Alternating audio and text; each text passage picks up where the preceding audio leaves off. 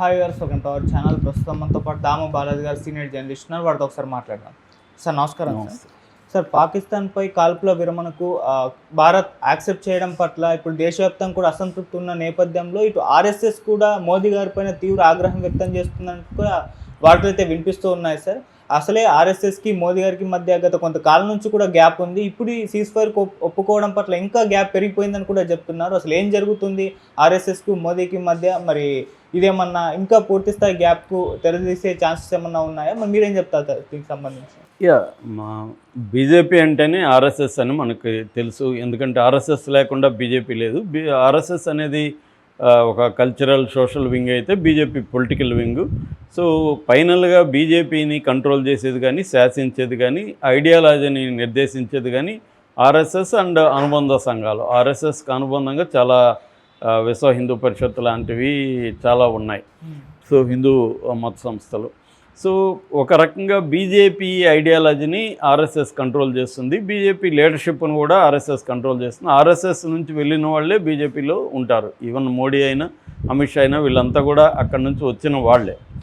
So అయితే ఇప్పుడు మోడీకి ఆర్ఎస్ఎస్కి మధ్య ఫస్ట్ ఇప్పుడు అంటే ఎప్పటి నుంచో కొంత గ్యాప్ అయితే ఉంది.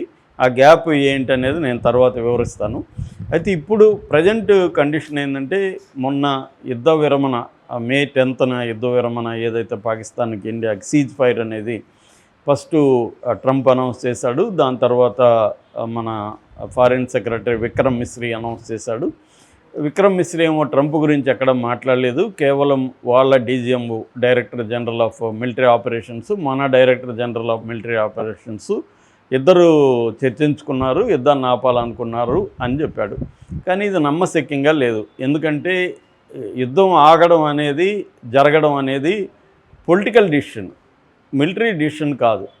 మిలిటరీ అనేది ఏ పద్ధతిలో చేయాలి, ఎప్పుడు టైమింగ్ ఏంటి, మోడ్ ఏంటి అనేది ఉంటుంది తప్ప యుద్ధం చేయాలా లేదనేది మిలిటరీ డిసైడ్ చేయదు. యుద్ధం చేయాలా లేదా, లేకపోతే యుద్ధం ఆపాలా వద్దనేది పొలిటికల్ డిసిషన్గా ఉంటుంది. కానీ ఆయన ఏం చెప్తున్నాడు, డీజీఎంలు కూర్చున్నారు, మాట్లాడారు అని ప్రకటించాడు. ఇతనేమో పొలిటికల్ డిసిషన్ ట్రంప్ ప్రకటించాడు. నేను చెప్పాను వాళ్ళిద్దరికీ, వాళ్ళు ఆపారు, మా మధ్యవర్తిత్వంలోనే యుద్ధం ఆగిందనేది ఆయన డిక్లేర్ చేశాడు. తర్వాత కూడా ఆయన పెద్ద ట్వీట్ చేశాడు. నిన్న ఆయన ఒక హాఫ్ అన్ అవర్ ఉపన్యాసం కూడా ఇచ్చాడు. అందులో క్లియర్గా ట్రేడ్, నేను ఇద్దరికి మీ దేశాలకి ట్రేడ్ ఆపేస్తానని భయపెట్టాను, బెదిరించాను. యుద్ధంగా ఆపేస్తే మీకు ఫుల్ ట్రేడ్ ఇస్తాను, మీకు ఫ్రీగా ఆంక్షలు లేకుండా ట్రేడ్ ఇస్తానని చెప్పాను. వాళ్ళు ఒప్పుకొని యుద్ధం ఆపేశారని నిన్న కూడా ఆయన ఓపెన్గా మాట్లాడాడు. అట్లాగే జేడీ వ్యాన్స్ మోడీతో మాట్లాడాడు. తర్వాత మార్కో రూబియో, ఆయన ఫారిన్ మినిస్టర్ అనుకోవచ్చు మనం, secretary of the state America, ఆయన పాకిస్తాన్ షహబాజ్ షరీఫ్ అండ్ అసీం మునీర్తో మాట్లాడాడు. ఫలితంగా యుద్ధం ఆపారనేది ఆయన చెప్పాడు. అంటే క్లియర్గా అమెరికా జోక్యంతోనే యుద్ధం ఆగిందనేది చెప్తున్నారు.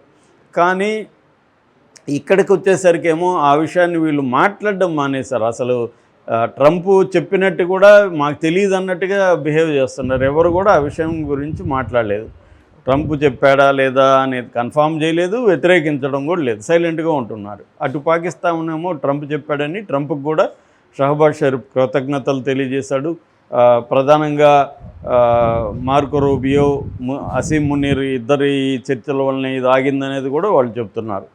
సో ఈ క్రమంలో ఏంటంటే, ఇప్పుడు మోడీ ఎప్పుడైతే ఒక పెద్ద ఊపుతో యుద్ధం జయించేశాము, పాకిస్తాన్ అయిపోయింది, దాని పని రోజు వార్తలు, పాకిస్తాన్ పని అయిపోయింది, పాకిస్తాన్ సరెండర్ అయిపోయింది, అసీం మునీర్ పారిపోయాడంట, షహబాజ్ షరీఫ్ పారిపోయాడంట, అక్కడ మిలిటరీ తిరుగుబాట్లు, ప్రజల్లో తిరుగుబాట్లు, ఇలాగ రోజు మనకి మోడీ మీడియా న్యూస్ని తీసుకొచ్చింది. దాంతో ఏమైపోయిందంటే, మనం విన్ అయిపోయినాం, పాకిస్తాన్ ఓడిపోయిందన్న ఒక అట్మాస్ఫియర్ దేశం అంతా వ్యాపించింది. దాంతో మన వాళ్ళందరూ కూడా మంచి ఊపులో ఉన్నారు. ఆపరేషన్ సింధూర్ మంచి అవకాశం మనకి, ఈ దెబ్బతో పాకిస్తాన్ కాళ్ళబేరానికి వస్తుంది, తను ఆక్యుపైడ్ చేసుకున్న కాశ్మీర్ను మనకు అప్పగిచ్చేస్తుంది, మనం ఎప్పటి నుంచో వెయిట్ చేస్తున్న టెర్రరిస్టులు మసూద్ అజర్ కావచ్చు, లేకపోతే దావుద్ ఇబ్రాహిం కావచ్చు, టైగర్ మెమన్ కావచ్చు, ఇలాంటి వాళ్ళందరినీ మనకు అప్పగిచ్చేస్తుంది అన్న ఒక భ్రమలోకి మన జనాల్ని నెట్టేసింది మోడీని డిఫెండ్ చేసే మీడియా. ముఖ్యంగా ఆర్నబ్ గోస్వామి లాంటి వాళ్ళు అయితే ఇంకా అసలు పాకిస్తాన్ నాశనం అయిపోయింది, ఇంకా అయిపోయింది, మన కాళ్ళ బెరానికి వచ్చేసింది, అసలు పాకిస్తాన్ని మనం కలుపుకునేద్దాం ఇండియాలో అన్నట్టుగా మాట్లాడేశారు. సో దాంతో ఏమైంది, మొత్తం సడన్గా ఆపేసి అది కూడా ట్రంప్ ఆపినట్టుగా ప్రకటించుకోవడం, తనదే విజయంగా ట్రంప్ చెప్పడం అనేది ఆర్ఎస్ఎస్ వాళ్ళకి, మోడీని సమర్థించే వాళ్ళకి కూడా జీర్ణం కాలేదు. ఒక ఎగ్జాంపుల్ చెప్పాలంటే, నిన్నగాక మొన్న ద వైర్ పత్రికలో ఒక లెటర్ వచ్చింది. ఆ లెటర్ ఏంటంటే విశ్వగురు ఆర్కైవ్స్ అనే కాలంలో ఆ లెటర్ ఇచ్చింది. ఆ లెటర్లో ఆత్మనిర్భర్ అనే పేరుతో ఆ లెటర్ ఉంది. అది సెటైరికల్గా ఉంది. అది ఎవరికి రాశారంటే, తను ఒక ఆర్ఎస్ఎస్ వాది, తను స్వయం సేవక్ అని చెప్పుకుంటూ రాసిన ఇది మోహన్ భగవత్ అంటే ఆర్ఎస్ఎస్ చీఫ్, ఆయన్ని ఉద్దేశించి రాసిన లెటర్. ఆ లెటర్లో క్లియర్గా ఏముందంటే, మోడీ ఫెయిల్ అయ్యాడని మనం చెప్పలేం, కానీ ఇప్పుడు ఇందిరాగాంధీని తీసుకొస్తున్నారు, మోడీ ఇందిరాగాంధీతో పోలిస్తే మోడీ ఫెయిల్ అయినట్టే కదా అని చెప్తున్నారు. రెండోది, మోడీ క్లియర్గా కాంప్రమైజ్ అయినట్టు కనబడుతుంది. మన మిలిటరీని కానీ మన జాతీయవాదాన్ని కానీ కాంప్రమైజ్ పెట్టి, ఆయన తాకట్టు పెట్టి, ఆయన అమెరికాతో కుమ్మక్క అయినట్టుగా, కుమ్మక్క అంటే అమెరికాకు సరెండర్ అయినట్టుగా, అంటే ఆర్మ్ ట్విస్టింగ్ అనే పదం వాడారు. ఆర్మ్ అంటే మన చెయ్యిని మెలితిప్పి వాళ్ళు చెప్పినట్టుగా వినే విధంగా మోడీని చేశారు. మోడీ ధైర్యంగా అమెరికాకి వ్యతిరేకంగా నిలబడి, మేము యుద్ధం ఇప్పుడు ఆపము అని చెప్పాల్సింది, చర్చలకు రాము, చర్చలకు వస్తే మా కండిషన్లు ఒప్పుకోవాలి అనేది రాలేదు. మోడీ స్పీచ్లో కూడా ఏం చెప్తున్నాడు, పాకిస్తాన్ ముందు యుద్ధం ఆగాలని మనల్ని అడుక్కున్నది అని చెప్తున్నాడు. మరి వాళ్ళు యుద్ధం ఆగాలని నీ దగ్గరకు వచ్చినప్పుడు నువ్వు కండిషన్లు పెట్టాలి కదా, నీ టెర్రరిస్టులు అప్పగించు, నీ పీఓకేని మాకు అప్పగించు అనే కండిషన్లు పెట్టాలి కదా, పెట్టకుండా ఎందుకు యుద్ధ విరమణ ఎందుకు చేశారు అని ఇందిరాగాంధీని గురించి చెప్తున్నారు. ఇందిరాగాంధీ బంగ్లాదేశ్ విముక్తి కలిగించింది, మరోపక్క సిమ్లా అగ్రిమెంట్ చేసుకున్నది, ఎల్ఓసి రేఖ గీయించుకుంది. ఇవన్నీ ఇందిరాగాంధీ సాధించిన విజయాలు. కానీ మోడీ ఏమి సాధించాడని యుద్ధం ఆపాడు, ఏమి ఆబ్జెక్టివ్స్తో యుద్ధం మొదలైంది, ఆ ఆబ్జెక్టివ్స్ నెరవేర్చాయి. ఎవరో అనామకులైన టెర్రరిస్టులను చంపామని ప్రకటిస్తున్నారు తప్ప ప్రధానమైన వాళ్ళు ఎవరూ లేరు అందులో. వాళ్ళకి తెలుసు, ఎందుకంటే 13 రోజుల తర్వాత, 2 వారాల తర్వాత యుద్ధం అయితే వాళ్ళు ఎందుకు అక్కడ ఉంటారు, వాళ్ళు సేఫ్ దీంట్లోకి వెళ్ళిపోయారు, రావల్పిండి మిలిటరీ హెడ్ క్వార్టర్లోకి వెళ్ళిపోయారు వాళ్ళు.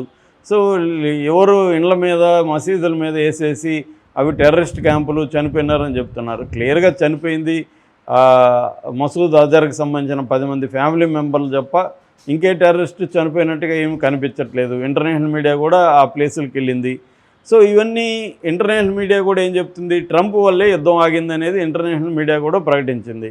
పైగా మన 2 ఎయిర్క్రాఫ్ట్లు ఇంక్లూడింగ్ రాఫెల్, చైనా ఇది F-10, F-15 ఈ విమానాలు కూల్చేశాయని చెప్తుంది. ఇప్పుడు China company, defence company stocks కూడా విపరీతంగా పెరిగాయి.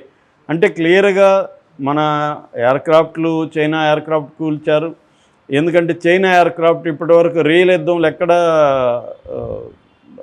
వాటిని టెస్ట్ చేయలేదు, ఫస్ట్ టైం ఇది. అంటే ఒక వెస్ట్రన్ కంట్రీస్ తయారు చేసిన విమానాలని చైనా విమానాలు ఎలా ఎదుర్కొంటాయని ప్రపంచం అంతా చూస్తుంది. సో దీంతో మన విమానాలు కూల్చేసాయని మీడియా అంతా రాస్తుంది. రాయిటర్స్ దగ్గర నుంచి, న్యూయార్క్ టైమ్స్ దగ్గర నుంచి, ఫ్రెంచి పత్రికల దగ్గర నుంచి అందరూ రాస్తున్నారు. దాన్ని మనం ఒప్పుకోవట్లేదు, అది వేరే విషయం. సో ఇటువంటి దాంట్లో మోడీ కాంప్రమైజ్ అయ్యాడనే ఒక ఇదైతే వచ్చింది. గతంలో కూడా మనకి మోహన్ భగత్ కూడా 2024లో వార్ తర్వాత ఆయన ఇండైరెక్ట్గా మోడీని విమర్శించాడు. ఈ ఎన్నికల్లో డెకరం ఫెయిల్ అయింది, అంటే ఒక మర్యాదపూర్వకమైన ఒక వాతావరణంలో ఇదైంది, అరోగెన్స్ పెరిగింది అనేది కూడా ఆయన చెప్పాడు. ఆయన చెప్పాడు, true Sevak does not have arrogance అన్నాడు. నిజమైన కరసేవకులకి అరోగెన్స్ అనేది ఉండదు, అహంకారం అనేది ఉండదు అని చెప్పాడు. ఇండైరెక్ట్గా మోడీ అహంకారాన్ని గురించి ప్రశ్నించాడు. అట్లాగే అంతకుముందు రతన్ శారదా అని వాళ్ళ పత్రిక ద ఆర్గనైజర్లో సెల్ఫ్ డిఫీటింగ్ అంటే ప్రతిదానికి మోడీ మోడీ మోడీ అని తీసుకురావడం, మోడీ గ్యారంటీ, మోడీ ఆపద, మోడీ ఇదని మోడీనే పోర్ట్రే చేయడం అనేది కరెక్ట్ కాదు, సెల్ఫ్ డిఫీటింగ్ స్ట్రాటజీ అని కూడా ఆయన రాశాడు. తీవ్రంగా విమర్శించారు. మీరు వీధుల్లో ఉండే ప్రజల గొంతుల్ని వినట్లేదని కూడా ఆయన విమర్శించాడు ఇది ఆర్గనైజర్ పత్రికలో. అట్లాగే వాళ్ళ RSS general secretary Dattatreya Hosabale ఆయన కూడా మోడీ ఎకనామిక్ పాలసీలను కూడా విమర్శించాడు. దేశంలో ఇప్పటికీ విపరీతమైన పేదరికం ఉంది, విపరీతమైన నిరుద్యోగ సమస్య ఉంది, 20 కోట్ల మంది బిలో పావర్టీ లైన్ ఉన్నారు, మరో 20 కోట్ల మంది అన్ఎంప్లాయ్మెంట్ ఉంది ఇండియాలో, ఇన్ఈక్వాలిటీ ఉంది, ఇవన్నీ కూడా ఆయన రాసుకుంటూ వచ్చాడు ఎవరు హొసబలే. అట్లాగే సురేంద్ర కులకర్ణి లాంటి వాళ్ళు ఆయన అటల్ బిహారీ వాజ్పేయి పిఎంఓలో ఆఫీసర్గా పనిచేసిన వ్యక్తి, ఆయన కూడా ఈ చర్యను తీవ్రంగా ఖండించాడు. అంటే జనరల్గా మోడీ ప్రభుత్వాన్ని సపోర్ట్ చేసే అనేక మంది మాజీ మిలిటరీ అధికారులు కావచ్చు, స్ట్రాటజిస్టులు కావచ్చు, వీళ్ళందరూ కూడా ఒక బ్రహ్మ చెల్లాని అనే ఆయన అయితే ఏమన్నాడంటే Modi snatched defeat from the jaws of the victory అన్నాడు. అంటే విక్టరీ గొంతులో నుంచి మనం డిఫీట్ని తెచ్చుకున్నాం బయటికి అని ఆయన బ్రహ్మచలాన్ అనే ఒక పాపులర్ స్ట్రాటజిస్టు, జియో స్ట్రాటజిస్ట్ అంటారు ఆయన్ని, ఆయన ఓపెన్గా విమర్శిస్తున్నాడు. సో అట్లాగే గతంలో కూడా జేపీ నడ్డా ఆర్ఎస్ఎస్ మీద డిపెండ్ అవ్వలేదన్నప్పుడు కూడా విమర్శలు వచ్చాయి. ఆ తర్వాత అమిత్ షాను కూడా చాలామంది విమర్శించారు. అమిత్ షా ఆర్ఎస్ఎస్ లీడర్ని ఎంకరేజ్ చేయట్లేదు, తొక్కేస్తున్నాడు అనే విమర్శలు కూడా అమిత్ షా మీద ఉన్నాయి. ఇలాగ ముందు నుంచి కూడా ఆర్ఎస్ఎస్ ఏంటంటే ఇటు పక్క యోగిని కానీ లేకపోతే నితిన్ గడ్కరీని కానీ శివరాజ్ సింగ్ ఇలాంటి వాళ్ళని ప్రిఫర్ చేస్తుంది. శివరాజ్ సింగ్ అంటే ఒకప్పుడు మధ్యప్రదేశ్ ముఖ్యమంత్రి, ఇప్పుడు కేంద్ర వ్యవసాయ శాఖ మంత్రి. ఇలాంటి వాళ్ళని ఎంకరేజ్ చేస్తున్నప్పుడు మోడీ పట్ల వాళ్ళకు కూడా కోపం అయితే ఉంది. ఈ చర్య అనేది వాళ్ళల్లో కూడా ఒక ఆగ్రహాన్ని కలిగించినట్టుగా మనం చెప్పుకోవచ్చు. ఎందుకంటే ఆర్ఎస్ఎస్ పాకిస్తాన్ని ఎనిమిగా చూస్తుంది, హిందూ మతానికి పాకిస్తాన్ ఒక థ్రెట్ లాగా భావిస్తుంది. అలాంటి పాకిస్తాన్తో మోడీ స్ట్రాంగ్గా నిలబడలేదు అన్న అభిప్రాయం ఆర్ఎస్ఎస్ శ్రేణిలో ఉంది. బట్ ఎవరు కూడా ఆర్ఎస్ఎస్ ప్రధాన నాయకులు ఎవరు కూడా ఓపెన్గా అయితే మోడీని విమర్శించట్లేదు. కానీ అనేక సోషల్ మీడియా పోస్టులలో మాత్రం ఆర్ఎస్ఎస్ లేకపోతే మిగతా వాళ్ళ శాఖకు సంబంధించిన సాధారణమైన కార్యకర్తలు అయితే తమ నిరసనను అయితే తెలియజేస్తున్నారు. Okay sir, thank you so much.